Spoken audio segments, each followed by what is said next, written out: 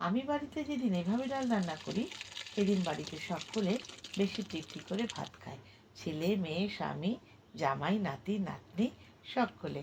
আর মজার ব্যাপার হলো সেদিন ডাল সাদা ভাত আর জল থাকলেই যথেষ্ট। চলুন প্রথমে শুরু করি কিভাবে আমি এই ডাল রান্না করেছি সেটাই আপনাদের দেখাই।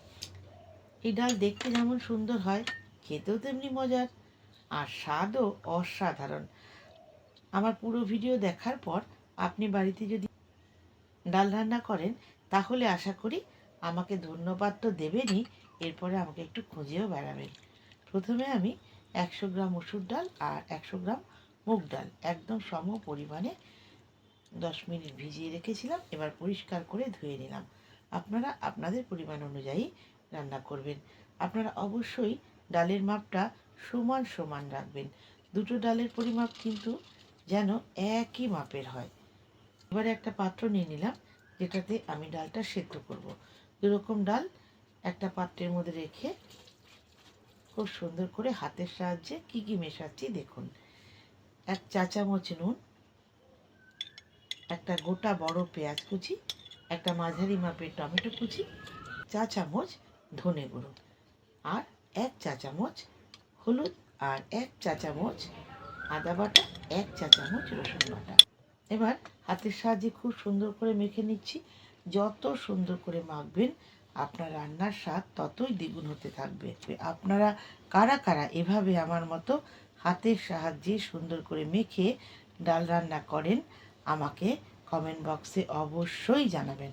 আমি আপনাদের এই কমেন্টগুলো পড়তে ভীষণ ভীষণ ভালোবাসি। হ্যাঁ, এবার আমার মাখাটা সম্পূর্ণ হয়ে গেছে। এবার আমি 2 টেবিল চামচ সর্ষের তেল দিয়ে ভালো করে একবার মেখে নিলাম।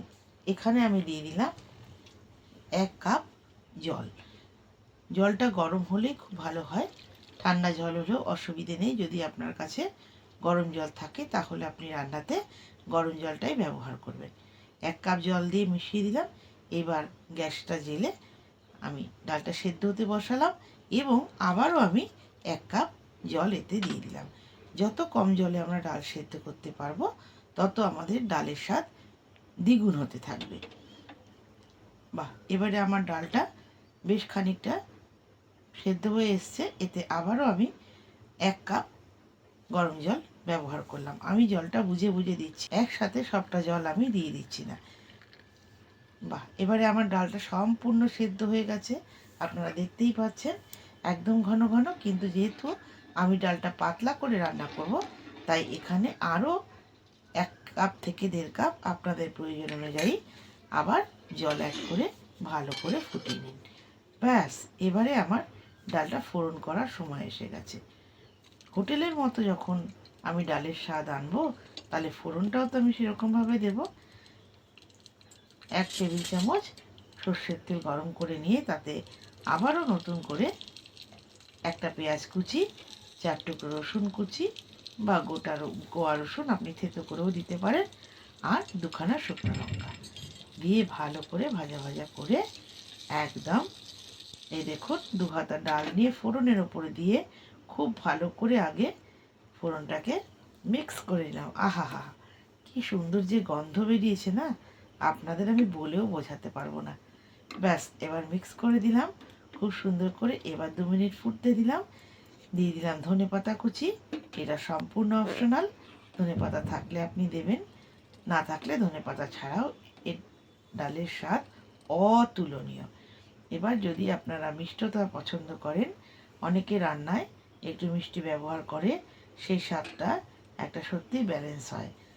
আপনি চাইলে এখানে হাফ চা চামচ একটু চিনি ব্যবহার করতে পারেন। ব্যাস, তাহলে আপনার স্বাদের ব্যালেন্সটা খুব সুন্দর হয়ে যাবে। তাহলে একেবারে রেডি আমার এই সুন্দর ডালটা।